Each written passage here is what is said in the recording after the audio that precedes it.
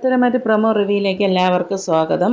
ഈ ചാനൽ ഇഷ്ടപ്പെട്ട സബ്സ്ക്രൈബ് ചെയ്യാൻ മറക്കല്ലേ. അങ്ങനെ അനാമികയും നവ്യയും കൂടി സംസാരിക്കുകയാണ്. നീ അനന്തപുരി തറവാട്ടിൽ നിന്ന് ഒരു മാല അടിച്ചു മാറ്റി നീ നിൻ്റെ അമ്മയുടെ അടുത്ത് വിൽക്കാൻ കൊടുത്തില്ലേ എന്ന് ചോദിക്കുന്നു അനാമികയോട്. അപ്പോൾ അനാമിക പറയുകയാണ്, നീ നിൻ്റെ അനിയത്തിയാണ് അത് മോഷ്ടിച്ചതെന്ന് ഞങ്ങൾക്ക് നല്ലതുപോലെ അറിയാമെന്ന്. അപ്പോൾ നവ്യ പറയുന്നു, എങ്കിൽ ശരി, നീ പോയി കേസ് കൊടുക്ക്, ഞങ്ങളെ വന്ന് പോലീസ് അറസ്റ്റ് ചെയ്തുകൊണ്ട് പോട്ടെ.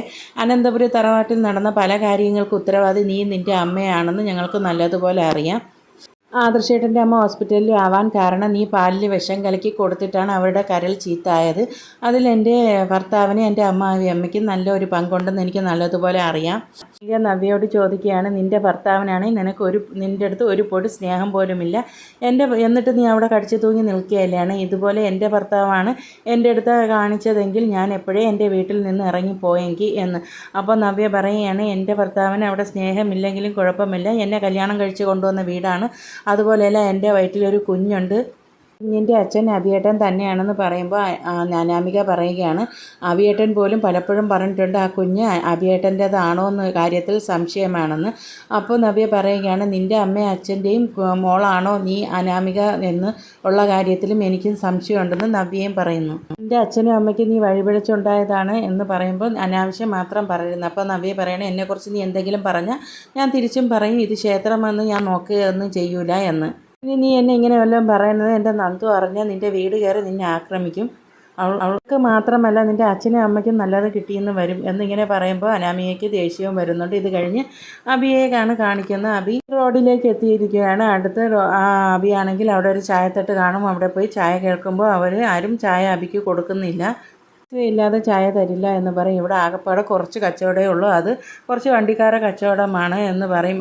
അതുകൊണ്ട് തരത്തില്ല എന്ന് പറയുമ്പോൾ അബി പറയുകയാണ്, എൻ്റെ പൈസ ആരെടുത്തോണ്ട് പോയി എന്നുള്ള ഇങ്ങനെ കഥകളൊക്കെ പറയുമ്പോൾ ആ കടക്കാർ വിശ്വസിക്കുന്നില്ല. അബി പറയുന്നത് പറയും, ഇതൊന്നും കേൾക്കേണ്ട ആവശ്യമില്ല എന്ന് പറഞ്ഞ് അവരിതൊന്നും വിശ്വസിക്കുന്നില്ല. അപ്പോൾ അബി പറയാണ്, ചായ തന്നില്ലെങ്കിൽ കുറച്ച് വെള്ളമെങ്കിലും തരുമോ എന്ന് ചോദിക്കുമ്പോൾ ആ കടക്കാർ വെള്ളം കൊടുക്കുകയാണ്. വെള്ളം അബി കുടിക്കുകയാണ്. അബി പറയുകയാണ്, മൂർത്തീസ് ജ്വല്ലറി എന്ന് കേട്ടിട്ടുണ്ട്, അവിടുത്തെ കൊച്ചുമോനാണ് ഞാനെന്ന് ആ കടക്കാരെടുത്ത് പറയുമ്പോൾ അവിടെ ഉള്ളവർക്ക് വിശ്വാസമാവണില്ല. അപ്പോൾ കടയിൽ നിൽക്കുന്ന ഒരാളാണെങ്കിൽ വന്നിട്ട് പറയുകയാണ്, കവടിയാർ കൊട്ടാരത്തിൻ്റെ കൊച്ചുമോനാണെന്ന് പറയാത്തത് നല്ലതായിരുന്നു എന്ന് കളിയാക്കുകയാണ് ചെയ്യുന്നത്. അബി പറയുന്നതൊന്നും വിശ്വസിക്കുന്നില്ല. അപ്പോൾ അബി അവിടെ നിന്ന് പറയുകയാണ്, എൻ്റെ പൈസ മോഷ്ടിച്ചിട്ടാണ് എന്ന് പറയുമ്പോൾ അവർ പറയും, ഈ അമ്പല സൈഡുകളിലൊക്കെ കള്ളന്മാരുള്ളതാണ് എന്ന് കടക്കാർ പറയുന്നു. ആരും അങ്ങോട്ടൊന്നും പോകാറില്ല, പോലീസ് പോലും അങ്ങോട്ട് പോകാറില്ല എന്നൊക്കെ ഇങ്ങനെ കടക്കാരൻ പറയും. അപ്പോൾ അബി വെള്ളമെല്ലാം കുടിച്ചൊന്ന് സമാധാനപ്പെട്ട് ഇരിക്കുകയാണ്. അപ്പോൾ കടക്കാരൻ പറയുന്നു, ക്ഷേത്രത്തിൻ്റെ അങ്ങോട്ട് എവിടെയെങ്കിലും പോയി ഇരിക്കുകയെന്ന്. അപ്പോൾ അബി പറയും, ഞാൻ അങ്ങോട്ടൊന്നും ഇനി പോകുന്നില്ലേ, കടയുടെ ഒരു സൈഡിൽ എവിടെയെങ്കിലും ഇരിക്കാം എന്ന് പറയുന്നു. അതിനുശേഷം നയന മരുന്ന് കഴിച്ചുകൊണ്ടിരിക്കുമ്പോൾ ഗോവിന്ദൻ വന്നിട്ട് പറയുകയാണ്, അബി ഇങ്ങനെ മലയ്ക്ക് പോകാൻ നേരത്തെ ഇങ്ങനെ വ്രതമൊക്കെ തെറ്റിച്ചില്ലേ, അതിന് പ്രതിഫലമായിട്ട് അയ്യപ്പസ്വാമി അവന് തക്ക ശിക്ഷ കൊടുക്കുക തന്നെ ചെയ്യുമെന്ന്. അതുകൊണ്ടായിരിക്കും അബിക്ക് കാലൊഴുക്കി മലയ്ക്ക് പോകാൻ പറ്റാതായത്. അപ്പോൾ കനകം പറയും, ഇനിയെങ്കിലും അബിയും അയ്യപ്പ ദർശനമെല്ലാം കഴിഞ്ഞിട്ട് വന്നിട്ട് നല്ലൊരു മനുഷ്യനായി മാറിയാൽ മതി. നന്ദു പറയാണ്, അതൊരിക്കലും നടപ്പ് വരില്ല, അവൻ അനന്തപുരി തറവാട്ടിലെ ചോരയല്ലല്ലോ, അവനെ എടുത്തു വളർത്തിയതല്ലേ, അപ്പോൾ അങ്ങനത്തെ സ്വഭാവമല്ലേ അവൻ കാണിക്കുള്ളൂ, അവൻ്റെ അമ്മയും അവനും എല്ലാവരെയും കഴുത്തിറക്കുന്ന സ്വഭാവം തന്നെ ഉള്ളത്. അപ്പോൾ ഗോവിന്ദൻ പറയുകയാണ്, മോളും അമ്മയും കൂടി ഇന്ന് അമ്പലത്തിൽ പോയത് നന്നായി, ഒരുപാട് നാളുകൾക്ക് ശേഷം സ്വന്തം അമ്മായിയമ്മയെ കാണാൻ പറ്റിയല്ലോ എന്ന് പറയുമ്പോൾ കനകം പറയുകയാണ്, കണ്ടിട്ടൊന്നും വലിയ കാര്യമില്ല, അവരൊന്നും മിണ്ടിയിട്ടില്ല. നയന പറയുകയാണ്, അമ്മയോട് ചോദിച്ച് എന്താ ഇവൾക്ക് വല്ല വയ്യായികയുണ്ടോ, ഇവളെ പിടിച്ചുകൊണ്ട് പോകുന്നത് എന്താന്ന്. അപ്പോൾ കനകം പറയുകയാണ്, ജലജയും ചോദിച്ചു, എന്താ ഇവൾക്ക് വല്ല കുഴപ്പവുമുണ്ടോ, അതോ വിശേഷം വല്ലതും ഉണ്ടോ എന്ന് ജലജയുടെ ഒരു ചോദ്യവും. അവരുടെ മനസ്സ് അങ്ങനത്തെ മനസ്സാണല്ലോ, അതുകൊണ്ടായിരിക്കും അവരങ്ങനെ ചോദിച്ചത്. ഇനി കനക പറയുകയാണ്, ഇനിയെങ്കിലും എല്ലാവരും മലയ്ക്ക് പോയി വന്നതിന് ശേഷം മോളുടെ അമ്മായി മോളെ മനസ്സിലാക്കി സ്നേഹിക്കുകയും ചെയ്താൽ മതിയായിരുന്നു എന്ന് കനക പറയുന്നു. നന്ദു പറയുകയാണ്, അതൊരിക്കലും ചേച്ചിയെ മനസ്സിലാക്കില്ല, ഇനി അഥവാ ചേച്ചി കരൾ കൊടുത്തെന്ന് അറിഞ്ഞാലും ഇനി ആ ഡോക്ടറിൻ്റെ അടുത്ത് പറഞ്ഞ് ആ കരളിനെ എടുത്ത് മാറ്റാനേ ശ്രമിക്കുകയുള്ളൂ. അങ്ങനത്തെ സ്വഭാവമാണ് ആദർശേട്ടൻ്റെ അമ്മയ്ക്ക് എന്ന് പറയുമ്പോൾ നയനയും സങ്കടത്തോടെ ചിരിച്ചുകൊണ്ട് ഇരിക്കുന്നതാണ്. സമയം ദേവയാനയാണെങ്കിൽ അങ്ങനെ ആലോചിച്ചുകൊണ്ടിരിക്കുകയാണ് അമ്പലത്തിൽ നടന്ന കാര്യങ്ങൾ. കനക നയനയെ പിടിച്ചുകൊണ്ട് പോയ കാര്യങ്ങളൊക്കെ അങ്ങനെ ഓർത്ത് ദേവയാന അങ്ങനെ ഇരിക്കുകയാണ്. എനിക്ക് എന്തൊക്കെയോ സംശയങ്ങളുണ്ട്, അതൊക്കെ ഓർമ്മിച്ചിങ്ങനെ ഇരിക്കുമ്പോഴാണ് മുത്തശ്ശനും മുത്തശ്ശിയും വരുന്നത്. അപ്പോൾ ചെക്കപ്പിനൊക്കെ പോയിട്ട് എന്തായെന്ന് ചോദിക്കുമ്പോൾ അവർ പറയും, റിസൾട്ടൊക്കെ കിട്ടാൻ 2-3 ദിവസം ആവും എന്ന് പറയും.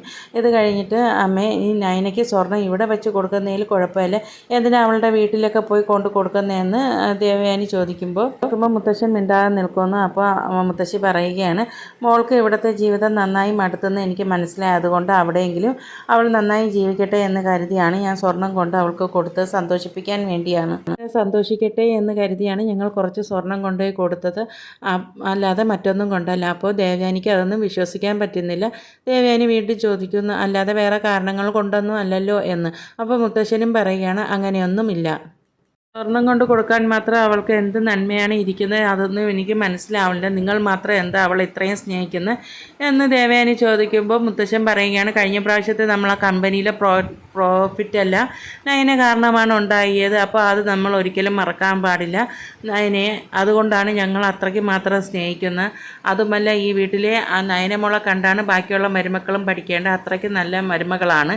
ഈ വീട്ടിൽ നയനയാണ് ഈ കുടുംബം കൊണ്ടുപോകാനും നയിക്കാനും പറ്റിയ നല്ല കുട്ടിയാണ്. ഈ തറവാട് നയിക്കാനും യോഗ്യയായ കുട്ടി തന്നെയാണ് നയന. ഏറ്റവും കൂടുതൽ ആ കുട്ടി നിന്നെയാണ് സ്നേഹിക്കുന്നത്. നിനക്ക് വേണ്ടിയാണ് അവൾ കൂടുതൽ പ്രാർത്ഥിക്കുന്നത്. നിനക്ക് അവളുടെ കാര്യത്തിൽ ഒരു ശ്രദ്ധയില്ലെങ്കിലും അവൾക്ക് അവളുടെ അമ്മായിയുടെ കാര്യത്തിൽ നല്ല ശ്രദ്ധയുമുണ്ട്. ഇതൊക്കെ കൊണ്ടാണ് നയന മോളെ ഞങ്ങൾ ഇഷ്ടപ്പെടാനുള്ള കാരണം. കാര്യമെന്ന് വിളിച്ച് അന്വേഷിക്കാറുമുണ്ട്. ഇത് കഴിഞ്ഞ് മുത്തശ്ശിയും പറയുകയാണ്, എന്നും ആ കുട്ടി വിളിക്കാറുമുണ്ട്, നിൻ്റെ കാര്യം അന്വേഷിക്കാറുമുണ്ടെന്ന്.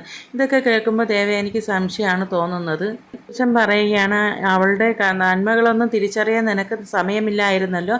മറ്റുള്ളവരുടെ കൂടെ ചേർന്ന് നീ ആ കുട്ടിയുടെ കുറ്റവും കുറവുകളും മാത്രമല്ലേ തിരിച്ചറിഞ്ഞതെന്ന്. അപ്പോൾ ദേവയാനി വീണ്ടും ചോദിക്കുകയാണ്, അത്രയ്ക്ക് മാത്രം എന്ത് നല്ല പ്രവൃത്തിയാണ് അവൾ ചെയ്തതെന്നൊന്ന് പറയുമെന്ന്. മുത്തശ്ശി പറയുകയാണ്, നമ്മളെ കമ്പനിക്ക് വേണ്ടി മാത്രമല്ല നമ്മുടെ കുടുംബത്തിന് വേണ്ടിയും നല്ല പ്രവൃത്തികൾ ചെയ്തിട്ടുള്ള കുട്ടിയാണ് നയനമോൾ. അപ്പോൾ മുത്തശ്ശൻ പറയുകയാണ്, നീ ഒരു കാര്യം മനസ്സിലാക്കണം, എല്ലാവരെക്കാളും നീ നല്ലതുപോലെ ഇരിക്കണമെന്ന് ആഗ്രഹിച്ച്